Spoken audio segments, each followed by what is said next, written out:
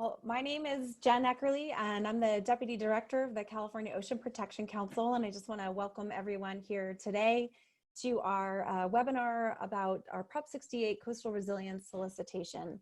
So I'm going to kick it over now to our Senior Scientist in our Climate Change Program, Justine Kimball, to start off our presentation. Great. Thank you, Jen, and hi everyone, and welcome.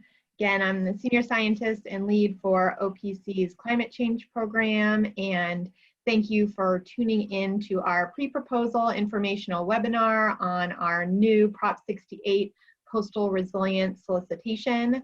I will be giving a few overview slides and then turning it over to Michaela Miller, who has been leading the development of this RFP to dig into the details. Next slide. First, for some webinar guidelines, the goal of this webinar is to provide a brief overview of this solicitation. We don't expect to use the whole hour. Our presentation should only be around 10 to 15 minutes, and then we'll leave plenty of time for question and answers. Hopefully folks are familiar with Zoom by now. Questions will be answered at the end of the webinar. You can type your questions into the Q&A function on Zoom, and or you could raise your hand and unmute and speak your question. If you are on the phone, you'll have to press #2, and then we can unmute you and you can speak your question. So feel free to submit those questions anytime during this presentation, and we will answer them at the end. The webinar slides and a recording will also be available on OPC's website that you can reference or access later. Please reserve any very specific project questions for email. We do offer pre-proposal consultation, so you can contact us and we can talk about any very specific project-based question with you later individually at that time. Next slide. For some quick background on the Ocean Protection Council, or OPC, we are a cabinet level office within the Natural Resources Agency. Our executive director also serves as Deputy Secretary for Coastal and Ocean Policy. Next slide. We were created by legislation, the California Ocean Protection Act in 2004. Our mission is to ensure a healthy, resilient, and productive ocean and coastal ecosystem for the benefit of current and future generations. Best available science and promoting the use of science and decision-making and management is central to our mission and work. We also do our work through developing policy and through coordinating and partnering with our agency and other partners. Next slide. In February, our council adopted our new strategic plan, which lays out our vision and goals and actions for the next 5 years. This RFP is meant to directly implement our strategic plan targets, which are very specific, and you'll hear more about that from Michaela, who will talk about this solicitation and how it links with our strategic plan. So with that, I will hand it over to her. Next slide. Cool, thank you, Justine. Hi, my name is Michaela Miller, and I'm the Sea Grant Fellow with OPC's Climate Change Program.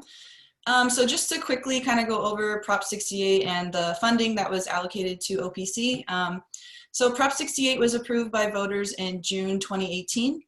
More broadly, it is intended to support projects that provide Californians with access to safe natural spaces and to continue investments in the state's diverse ecosystems to ensure the high quality of life for all Californians. So part of the Prop 68 funding that OPC has is to ensure that California is resilient in the face of climate change impacts. And so OPC received $21.2 million of Prop 68 funding to support climate change priorities, which are outlined in our strategic plan, and I'll go into detail on that in a little bit. So for this round of funding, $8 million will be used to advance coastal resiliency in California. And more specifically for this round, the minimum award amount is $100,000, the maximum is $2 million, and then the maximum project length for this round of funding is 3 years. Next slide, please. So here is the timeline for this solicitation. An important thing to note is that the letter of intent, which is the first phase of this application process, is due on September 14th by 5 p.m. So that's a month from today. And so after reviewing the letter of intent that we get, we're going to select applicants to be invited back for a full proposal, and they will know by October 2nd. Next slide, please. So to apply, there is a template for the letter of intent, and that is on our Prop 68 webpage. So the template is limited to 3 pages. Applicants can also use maps and photos if they want, but they're not required for this stage. And if invited back for a full proposal, the template for that will be provided at that time. And also for the full proposal stage, there's some additional forms and documents that are required. And all details on that are again on the OPC Prop 68 website. But for example, like CEQA documents are required at that time as well. And if a project is selected, project approval is still dependent on OPC Council for approval. Next slide, please. So just to quickly go over the project eligibility, Prop 68 funds can be awarded to public agencies, public or private universities, nonprofits, private entities, and also California Native tribes and tribal governments. Projects funded by Prop 68, they must be consistent with general obligation bond law and that means they must provide long-term benefits, so 15 to 30 years to the state. And like I mentioned earlier, projects must comply with CEQA, and they also must be ready to start work upon approval and then be completed within 3 years. Next slide, please. So Prop 68 funds also require that at least 15% of all of the funds allocated to OPC support projects that benefit severely disadvantaged communities. And so if you want to determine if your project serves disadvantaged community or a severely disadvantaged community, you can use the California State Parks Community Fact Finder Map Viewer, which is, there's a screenshot of it over here on the right. And also for more detailed eligibility requirements, you can refer back to the Prop 68 grant guidelines, which kind of goes into more detail about them. Next slide, please. And then, like we mentioned earlier, so the priority issue for this round of funding is coastal resiliency and nature-based adaptation strategies to sea level rise impacts. And so the strategic plan identifies a lot of these targets that we're trying to hit. And so projects should identify and demonstrate quantitative progress in implementing these strategic plan targets. So more specifically, projects should meet targets in the plan that are related to sea level rise adaptation, coastal resiliency, equity, habitat restoration, and also sediment management. And projects should also show progress to ensuring that California's coast is resilient to 3.5 feet of sea level rise by 2050. Next slide, please. More specifically, OPC will invest in projects or research for this round of funding that will cover one or more of the following topic areas and priorities. So I'll get into the specific priorities of each topic area in a second, but basically the projects can be any of these project types. We're kind of open to all different project types, just looking for projects that implement the topic areas and the topic area priorities. And so we're looking for projects that address priorities within the following topic areas. So the topic areas are local and regional planning and coordination, nature-based solutions to build coastal resiliency, and also socioeconomic impacts of sea level rise. So these topic areas are outlined in the solicitation, but I'm just gonna kind of spend a little bit of time going over each topic area. Next slide, please. So the first topic area is local and regional planning and coordination. And so these priorities include the inventory and or assessment of toxic sites that are vulnerable to sea level rise and flooding, planning for sea level rise adaptation, and that includes the remediation of contaminated sites and contaminated materials. Address sea level rise through local or regional land use plans that include specific criteria and planned elements. For example, vulnerability assessments for infrastructure, natural areas and parks, or the economic analysis of risks. And so again, that's also more detail on that is outlined in the solicitation itself. and also to employ adaptation pathways, an adaptation pathways approach to regional and or local sea level rise planning, and that includes trigger points and thresholds. Next slide, please. So the second topic area is nature-based solutions to build coastal resiliency. And so these priorities include utilize living shorelines on a local or regional scale to build coastal resiliency, prioritizing the use of nature-based adaptation measures that promotes biodiversity, habitat conservation, and also protection of other natural and cultural resources.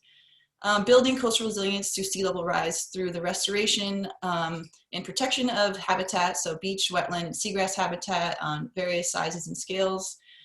Promoting the beneficial use of sediment and the restoration and enhancement of natural sediment supply to the coast. And also to utilize a managed retreat approach to sea level rise adaptation where feasible, as opposed to the use of like seawalls, groins, or other gray infrastructure. Next slide, please. And then thirdly, the third topic area is the socioeconomic impacts of sea level rise. And these priorities include address the needs of low income, disadvantaged, and other underserved coastal populations that will be impacted by sea level rise. And this includes providing enhanced access and protection to these communities. Also to address the needs of tribal communities in preparing and adapting to the impacts of sea level rise, incorporating the economic cost benefit analysis of sea level rise adaptation strategies. Next slide, please. All right, so I went through those kind of quickly, but those are the project types and the priorities that we're looking for this round of Prop 68 funding, all related to coastal resilience. And to apply, please send an application based on the letter of intent template to our email, which is prop68@resources.ca.gov, no later than 5 p.m. on September 14th. And like we mentioned earlier, all resources for applicants, including the template and other like the grant guidelines and the solicitation itself are all on our Prop 68 website, which is right here. Next slide, please. And with that, I'd like to open it up for questions. So feel free to use the raise your hand function to be called on. And just a reminder, if you're using the phone to call in and you'd like to raise your hand and ask a question, you just use the press the #2 button to raise your hand, and then we can then unmute you and call on you. Or if you want, you can type the question into the Q&A and we can answer your questions there. And with that, I guess I'll turn it over to Justine and we will just open it up for questions. Yeah, I'm just seeing some questions coming in now. We were also going to open up to the phone first, so maybe we could pause. And if you're on the phone and if you want to ask a question, please press #2 now, and you can be unmuted to ask your question. So just pause and see if there's any questions on the phone.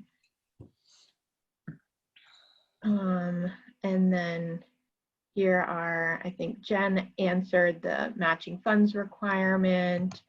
Not right, yeah, there's no matching funds requirement, but as part of the application, you can indicate that it is a leveraged project and there are matching funds, and we encourage you to do so. We do have one hand raised from Jack Leapster. If you'd like to take that, I can allow him to talk. Yes, please do. Jack, you should be able to mute yourself now. Hi, and thanks for doing this. Could you explain a little more about what be prepared for 3.5 feet of sea level rise by 2050 means in terms of, for example, if we were developing an adaptation measure, would we have to size it to absorb 3.5 feet of sea level rise? And after you explain that, could you comment on the relationship between OPC's adopted projections, because 3.5 feet exceeds the H++ projection, or not projection, but speculation? Thank you. I'll take my answer on the air. James, can I chat something to everyone? If I have we have that is a common question we get, and so we do have an answer to that on the 3.5 feet. it is included in the strategic plan that California as a target should be prepared for 3.5 of sea level rise by 2050. And that number was taken from the sea level rise our science guidance, and it represents the likely level of sea level rise from high emissions for 2100, and it's being applied to 2050. But like I said, we have like a nice little blurb here. Yeah, if you do the drop down, so it's not all panelists, but all panelist attendees, you should be able to chat to everybody. Yeah, okay, let's see. So the 3.5 feet is also reflected in the sea level rise principles that 17 state agencies agreed to and were released, and it's a key document for this solicitation. I think how it would be represented in an individual project is hard to say, because every project will be different. But what we're trying, because this is a goal that OPC has adopted and the state across these agencies has adopted, we wouldn't want to see projects that you know, aren't planning for, aren't including enough sea level rise in their planning, and we wouldn't want to support those projects that weren't being prepared enough. Jen, do you want to chime in? Sorry, I was busy answering questions on yeah. the in the chat box. I think you provided a great explanation, Justine, and in addition to the framing that we have and that frequently asked questions. Jack, we are happy to touch base with you offline to answer further questions on this issue.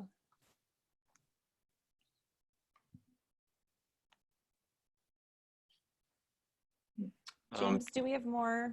Well, hands? Jack just raised his hand again, so I'll allow him to talk again.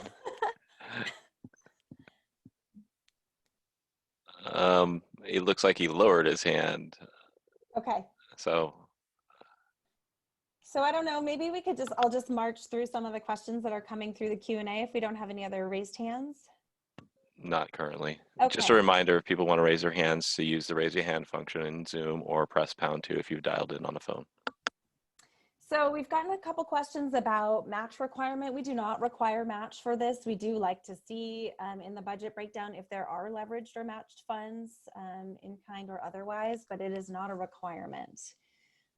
Several questions about whether Delta or San Francisco Bay projects are eligible. The answer is yes.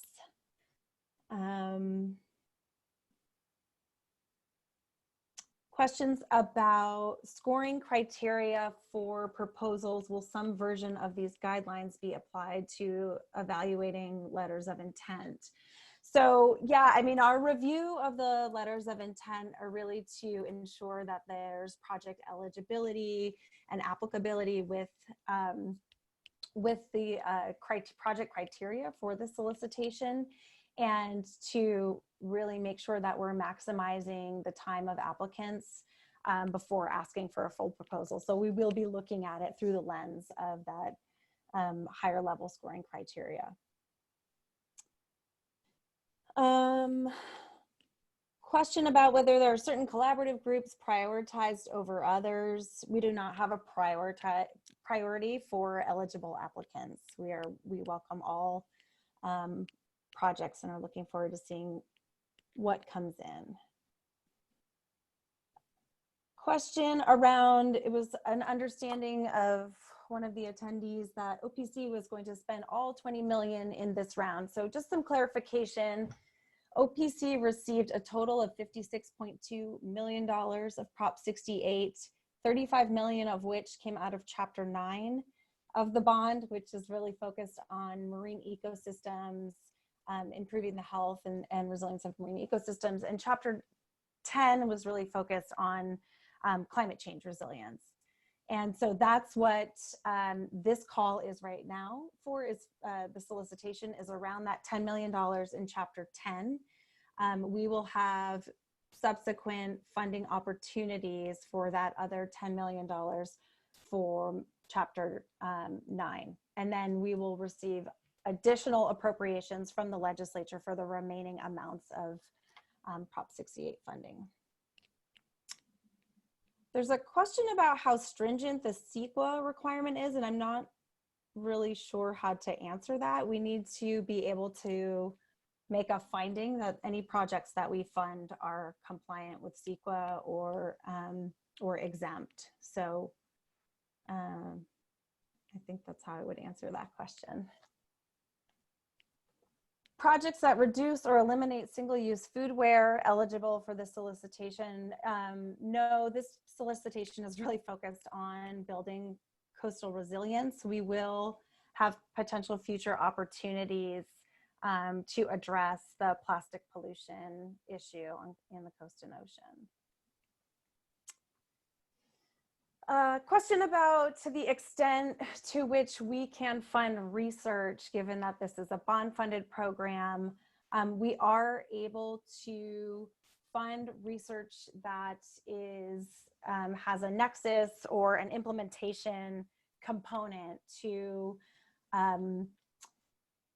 improving our understanding of the efficacy of these various types of resiliency approaches. So I think that answers that question.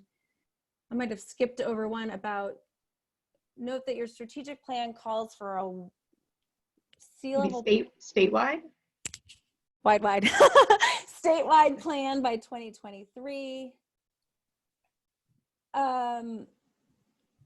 This is a pretty detailed question. I guess the answer, I don't know how far along San Diego County is in defining a master plan, but I do think that absolutely projects that are proposing multi-jurisdictional or regional adaptation approaches would be something appropriate for this solicitation. Did I miss anything? Oh.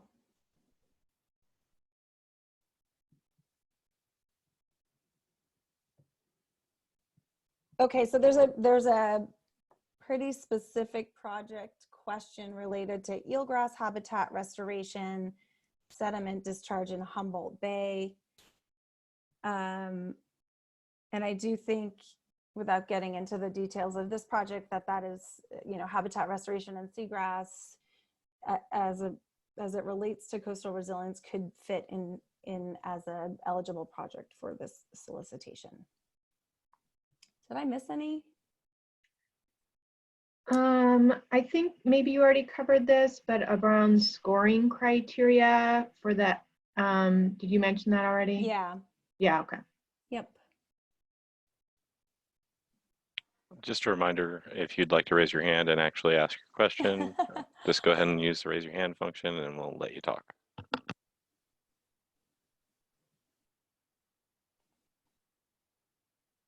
Planning projects are eligible. It's one of the project categories, so that would, a feasibility study would be eligible. Yep. And Jack, single agencies can apply for more than one project. And our executive director, Mark Gold, just added in a little bit of additional context around the 3.5 feet, that the assumption is that projects could have a lifetime beyond 2050, and we're building in an additional margin of safety. And that was added in addition to the 2100 high range for the likely scenarios. Will projects be scored that address additional strategic plan objectives? Will that be factored in as well? As an example, nutrients or denitrification. Certainly, I think it would be helpful to identify whether there are additional multi-benefits or outcomes that would achieve some of our targets or actions in the strategic plan above those that might be directly called out as part of this solicitation. Jack would like to talk again, so I'll allow him to speak. You should be able to mute yourself, Jack. Okay. don't mean to dominate, but so we're doing planning that goes beyond 2100 in terms of our adaptation pathways. So does that mean that for our alternatives for 2100 we have to go to a higher number than 3.5? Something also higher than what the projections in the last OPC guidelines said? Jack, it might be beneficial to take this question offline. I will say that the 3.5 is not to preclude the projections that are in the state's 2018 guidance. They are really supposed to be driving precautionary planning and the adaptation pathway process so that we are not caught unprepared as we move towards 2100. So how this is applicable to your projects, happy to talk about that further separately so Thanks. that we can get a better sense on kind of the specifics of what you're doing. Yeah, okay. Thanks, Jack.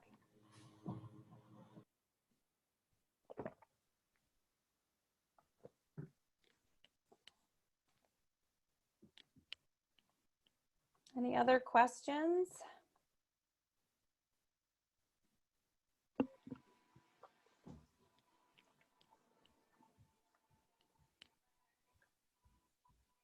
Okay.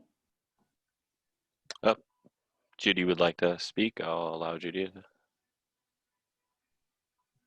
Judy, you should be able to unmute yourself now. Hi, Hi.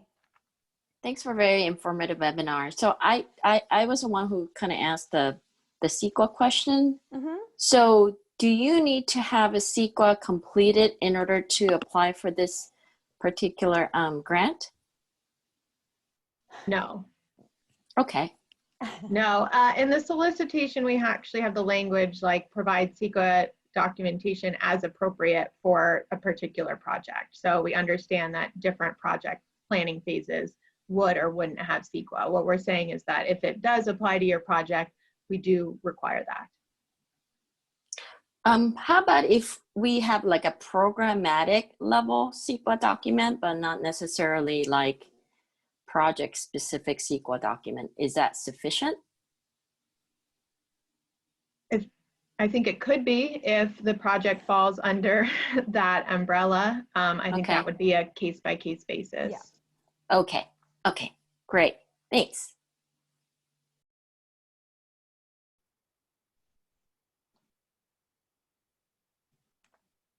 Other questions?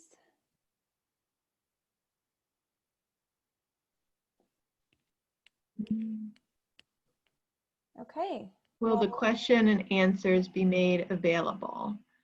That's a good question. Yes, I can run a report to output those questions and answers for you guys.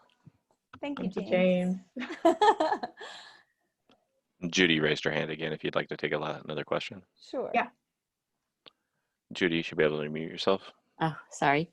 So if we want to kind of schedule, just kind of ask more project specific question, we could schedule a meeting with you, some sort of a phone call conversation or something like that before that September deadline that you talked about. Is that a possibility?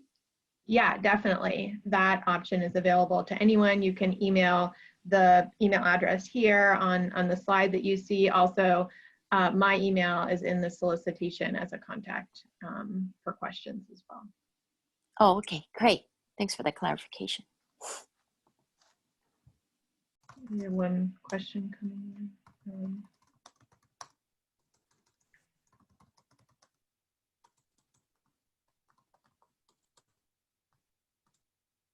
Okay. Well, oh, we just got another question. Yeah. An environmental justice analysis and plan for a public park that is vulnerable to sea level rise. Could that be applicable? I think so. Yeah, That I think sounds so like too. it would fall under the priorities.